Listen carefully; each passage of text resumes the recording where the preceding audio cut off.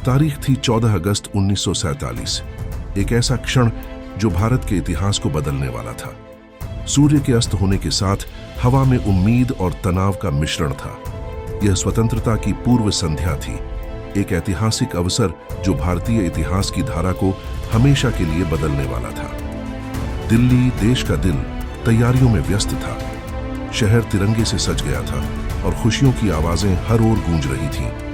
पर्दे के पीछे नेताओं और अधिकारियों ने सत्ता हस्तांतरण की ऐतिहासिक तैयारी के लिए हर विवरण को सुनिश्चित किया। 15 अगस्त 1947 की आधी रात को घड़ी ने 12 बजाए और एक गहरी चुप्पी छा गई। पूरे भारतीय उपमहाद्वीप ने उपनिवेशी शासन की छाया से बाहर आने की तैयारी की। एक ओर लॉर्ड माउंटबेटन, भारत के अंतिम ब्रिटिश वाइसरॉय, शांतिपूर्ण सत्ता हस्तांतरण के लिए अंतिम व्यवस्था कर रहे थे। दूसरी ओर जवाहरलाल नेहरू और अन्य नेता स्वतंत्रता और स्वायत्तता की नई युग की शुरुआत के लिए तैयार हो रहे थे। जवाहरलाल नेहरू की आवाज गूंज उठी, उनकी प्रसिद्ध ट्रिस्ट विद डेस्टिनी भाषण के साथ। यह एक शक्तिशाली घोषणा थी, एक नई शुरुआत की प्रतिज्ञा। जबकि देश ने अपनी स्वतंत्रता को अपनाया, भारत भर में लोग सड़कों पर उमड़ पड़े। उनके चेहरे खुशी और गर्व से दमक रहे थे।